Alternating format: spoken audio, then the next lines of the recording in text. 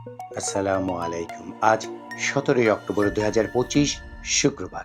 আজকের প্রধান প্রধান খবর নিয়ে উপস্থিত হয়েছি আমি আনোয়ার বাবু। দেশের বিভিন্ন ক্ষেত্রে সংস্কারের লক্ষ্যে প্রায় ৮ মাস ধরে ৩ ধাপে রাজনৈতিক দল ও বিশেষজ্ঞদের সঙ্গে আলোচনা শেষে তৈরি করা জুলাই জাতীয় সনদ ২০২৫ স্বাক্ষর অনুষ্ঠান হতে যাচ্ছে আজ শুক্রবার। এদিন বিকেলে জাতীয় সংসদের দক্ষিণ প্লাজায় জুলাই সনদ সই হবে।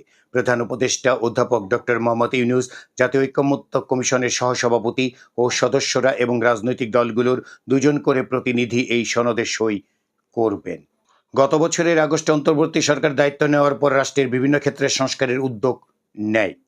প্রথম ধাপে গঠন করা ৬টি সংস্কার কমিশনের সংস্কার প্রস্তাবগুলো নিয়ে দলগুলোর সঙ্গে আলোচনা করে জাতীয় ঐকমত্য কমিশন প্রথম পর্বে ৩৩টি ও দ্বিতীয় পর্বে ৩০টি দলের সঙ্গে আলোচনা করে ঐকমত্য কমিশন গত ফেব্রুয়ারি থেকে জুলাই পর্যন্ত সময়ে ২ পর্বের আলোচনায় ৮৪টি সংস্কার প্রস্তাবে ঐকমত্য ও সিদ্ধান্ত হয়। জুলাই জাতীয় সনদের স্বাক্ষর অনুষ্ঠানের আগে সংশোধিত খসড়া না পেলে সনদে সই করবে না বাম ধারার ৪টি দলগুলো হলো বাংলাদেশের কমিউনিস্ট পার্টি সিপিবি, বাংলাদেশের সমাজতান্ত্রিক দল বাসদ, মার্ক্সবাদী ও বাংলাদেশ জাসদ। গতকাল বৃহস্পতিবার বিকেলে রাজধানীর পুরানা পল্টনে সিপিবির কার্যালয়ে আয়োজিত সংবাদ সম্মেলনে এই সিদ্ধান্ত জানিয়েছে দলগুলো। এবারের এইচএসসি ও সমমান পরীক্ষায় গত ২০ বছরের মধ্যে সবচেয়ে খারাপ ফল হয়েছে। ৯টি সাধারণ মাদ্রাসা ও কারিগরি শিক্ষা বোর্ডে গড় পাশের হার ৫৮.৮৩%। ১১টি বোর্ড মিলিয়ে ২০০৫ সালে পাশের হার ছিল ৫৯.০৭%। তখন থেকে এইচএসসিতে পাশের হার আর কখনো ৫৯%-এর নিচে নামেনি। এর আগে অবশ্য ২০০৪ সালে ফল আরও খারাপ হয়। তখন পাশের হার ছিল মাত্র ৪৭.৭৪%। গতকাল বৃহস্পতিবার প্রকাশিত হয়েছে এইচএসসি ও সমমান পরীক্ষার ফল। এবারের গড় পাশের হার গত বছরের চেয়ে ১৮.৯৫% কম। গত বছর গড় পাশের হার ছিল ৭৭.৭৮%। এবারের পাশের হার এত নিচু হওয়ার কারণ নিয়ে সংশ্লিষ্টদের মধ্যে নানা প্রশ্ন ও আলোচনা সূত্রপাত হয়েছে। জুলাই জাতীয় সনদ স্বাক্ষর অনুষ্ঠানের সব রকমের প্রস্তুতি সম্পন্ন করেছে জাতীয় ঐকমত্য কমিশন। আজ শুক্রবার জাতীয় সংসদের দক্ষিণ প্লাজায় হবে স্বাক্ষর অনুষ্ঠান। সংলাপে অংশ নেওয়া কোনো দল আজ স্বাক্ষর না করলে তারা পরেও স্বাক্ষর করতে পারবে বলে জানিয়েছেন ঐকমত্য কমিশনের সহসভাপতি আলী রিয়াজ।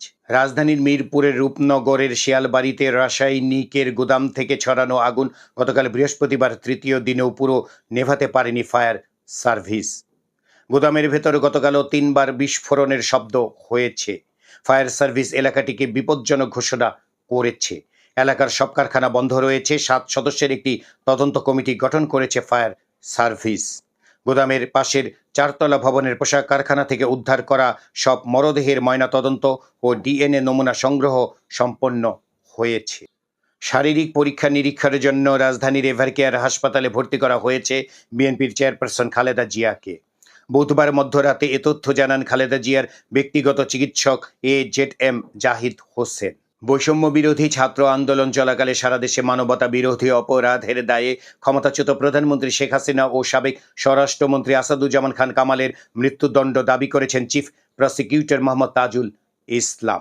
তিনি আসামিদের সম্পদ থেকে হতাহতদের ক্ষতিপূরণ দেওয়ার নির্দেশ দিতে আন্তর্জাতিক অপরাধ ট্রাইব্যুনাল ১-এর কাছে আবেদন জানান। আন্দোলন চলাকালে সারা দেশে হত্যাকাণ্ডের ঘটনায় মানবতা বিরোধী অপরাধের অভিযোগে শেখ হাসিনা সহ ৩ জনের বিরুদ্ধে করা এই মামলায় গতকাল বৃহস্পতিবার রাষ্ট্রপক্ষের যুক্তিতর্ক উপস্থাপন শেষে চিফ প্রসিকিউটর এসব আবেদন জানান। ভয়াবহ আগুনে পুড়েছে চট্টগ্রাম রপ্তানি প্রক্রিয়াকরণ অঞ্চলের একটি কারখানা ভবন। গতকাল বৃহস্পতিবার বেলা ১:৩০টার দিকে ভবনটিতে আগুন লাগে। রাত ১০টার সময়ও দাউ দাউ আগুন জ্বলছিল সেখানে। আগুন নিয়ন্ত্রণে প্রাথমিকভাবে ফায়ার সার্ভিসের ১৪টি ইউনিট কাজ করে। বাংলাদেশ নৌবাহিনীর 5টি ইউনিটও তাদের সঙ্গে যোগ দেয়। গতকাল দিবাগত রাত ১টা পর্যন্ত আগুন নিয়ন্ত্রণে আসেনি। জানা যায় 7তলা ওই ভবনে 2টি কারখানা রয়েছে। প্রথম ও দ্বিতীয় তলায় আছে অ্যামাডাস ক্যাপস অ্যান্ড টেক্সটাইল লিমিটেড নামক একটি তোয়ালে কারখানা। আর তৃতীয় তলা থেকে সপ্তম তলা পর্যন্ত রয়েছে G1 নামক একটি মেডিকেল ইকুইপমেন্ট ও ইউনিফর্ম তৈরির কারখানা। বাংলাদেশ থেকে কর্মী নিয়োগে আগ্রহ প্রকাশ করেছে ইরাক সরকার। সম্প্রতি ঢাকায় অনুষ্ঠিত বাংলাদেশ ইরাক যৌথ কমিটির বৈঠকে এ বিষয়ে দুটি দেশের মধ্যে একটি সমঝোতা চুক্তি স্বাক্ষরিত হয়েছে। দেশের সরকারি হাসপাতালগুলোয় আগামী ৩০ নভেম্বর পর্যন্ত ডেঙ্গু শনাক্তের NS1 পরীক্ষা বিনামূল্যে করার সিদ্ধান্ত নিয়েছে স্বাস্থ্য ও পরিবার কল্যাণ মন্ত্রণালয়। বিএনপির মহাসচিব মির্জা ফখরুল ইসলাম আলমগীর বলেছেন, নির্বাচন হবে, আমরা আবার গণতন্ত্রে ফিরে যেতে পারব। দেশের মানুষ এখন নির্বাচনের জন্য তৈরি হয়ে গেছে। লোক আমাকে শুধু জিজ্ঞেস করে, ভাই নির্বাচন হবে না?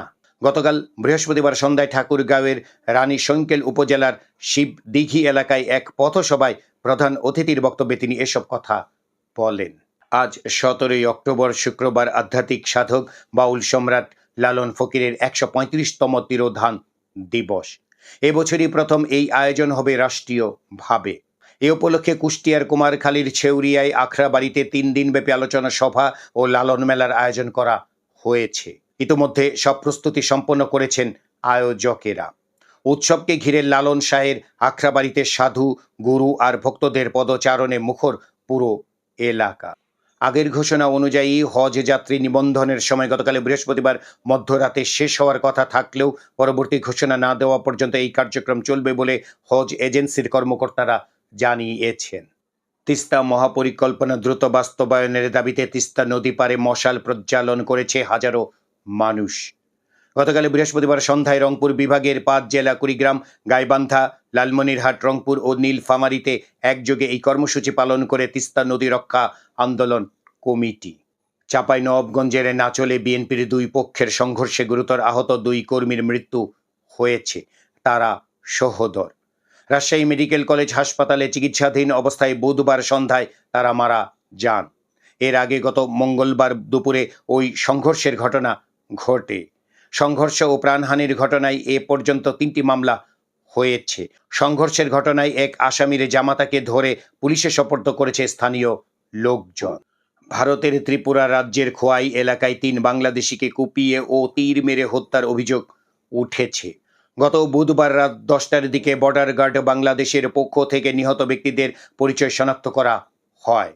চুনারুঘাট উপজেলার বাল্লা স্থল বন্দরে গতকাল বৃহস্পতিবার বিকেলে বিজিপির কাছে 3 জনের মরদেহ হস্তান্তর করে ভারতীয় সীমান্তরক্ষী বাহিনী BSF। মূল বেতনের 20% হারে বাড়ি ভাড়া ভাতা বৃদ্ধির দাবিতে 5 দিন ধরে আন্দোলনরত এমপিওভুক্ত শিক্ষক কর্মচারীরা সুযোগ সন্ধানীদের বিশৃঙ্খলার আশঙ্কায় গতকাল বৃহস্পতিবার সন্ধ্যায় তাদের ঘোষিত যমুনা অভিমুখে পদযাত্রা কর্মসূচি স্থগিত করেছেন। তবে দাবি আদায় না হওয়া পর্যন্ত তারা 24 ঘন্টার লাগাতার অবস্থান অব্যাহত রাখবেন এবং শুক্রবার থেকে আমরণ অনশন শুরু করবেন বলে ঘোষণা দিয়েছেন। পটুয়াখালীর কুয়াকাটায় একটি আবাসিক হোটেলের কক্ষে ঢুকে পর্যটক দম্পতিদের ভিডিও ধারণ করায় মোহাম্মদ হালিম নামের এক ব্যক্তিকে 1 মাসের কারাদণ্ড দিয়েছেন ভ্রাম্যমাণ আদালত। কার্যক্রম নিষিদ্ধ সংগঠন আওয়ামী লীগের সাধারণ সম্পাদক ওবায়দুল কাদেরের ছোট ভাই শাহাদাত হোসেন সহ 9 জনকে গ্রেপ্তার করেছে ঢাকা মহানগর গোয়েন্দা পুলিশ। জ্ঞাত আয় বহির্ভূত সম্পদ অর্জনের অভিযোগে সাবেক মন্ত্রী সাবের হোসেন চৌধুরী ও তার স্ত্রী রেহানা হোসেনের বিরুদ্ধে পৃথক 2টি মামলা দায়ের করেছে দুর্নীতি দমন কমিশন। গত 24 ঘন্টায় ডেঙ্গুতে আক্রান্ত হয়ে 1 জনের মৃত্যু হয়েছে, আর নতুন করে হাসপাতালে ভর্তি হয়েছেন 755 জন। আন্তর্জাতিক খবরে দেখা যাচ্ছে ভূমধ্যসাগরের পূর্ব কোণের ছোট্ট দ্বীপ দেশ সাইপ্রাস। দেশটির মোট জনসংখ্যা 10 লাখের কিছু বেশি। ইউরোপীয় ইউনিয়নের সদস্য দেশটি অদ্ভুত একটি সমস্যায় পড়েছে। দেশটিতে বিড়ালের সংখ্যা এতটাই বেড়ে গেছে যে সেখানে এখন মানুষ প্রতি একটি বিড়াল। যদিও কেউ কেউ দাবি করেন আদতে বিড়ালের সংখ্যা মানুষের চেয়েও বেশি। মধুর এ উৎপাত থেকে রক্ষা পেতে সাইপ্রাসে সরকারিভাবে বিড়ালের জন্মহার নিয়ন্ত্রণ কার্যক্রম চালু আছে, কিন্তু তারপরও বিড়ালের সংখ্যা হু হু করে বাড়ছে। ব্যাংকিং সেক্টরের খবর। সাউথ ইস্ট ব্যাংক PLCর অতিরিক্ত ব্যবস্থাপনা পরিচালক হিসেবে গত মঙ্গলবার যোগদান করেছেন মোহাম্মদ মাহবুব আলম। এর আগে তিনি NCC ব্যাংকের উপব্যবস্থাপনা পরিচালক হিসেবে দায়িত্ব পালন করেন। বিনোদনের খবর। 21 পদকপ্রাপ্ত অভিনেতা ও নাট্যকার মাসুম আজিজের প্রয়াণ দিবস আজ। 1953 সালের 22 অক্টোবর হবিগঞ্জে জন্ম তার। প্রয়াত হন 2022 সালে। মঞ্চ, টিভি নাটক ও চলচ্চিত্রে অভিনয় করে খ্যাতি পান মাসুম আজিজ। উড়ে যায় বকপক্ষী, তিন গেদা সহ অনেক নাটকে অভিনয় করেছেন। ঘানি সিনেমার জন্য 2006 সালে শ্রেষ্ঠ পার্শ্ব অভিনেতার জাতীয় পুরস্কার পান তিনি। এই ছিল আজকের প্রধান খবর। আমাদের এই খবর নিয়ে আপনাদের যদি কোনো মতামত থাকে তাহলে কমেন্ট বক্সে জানাতে পারেন।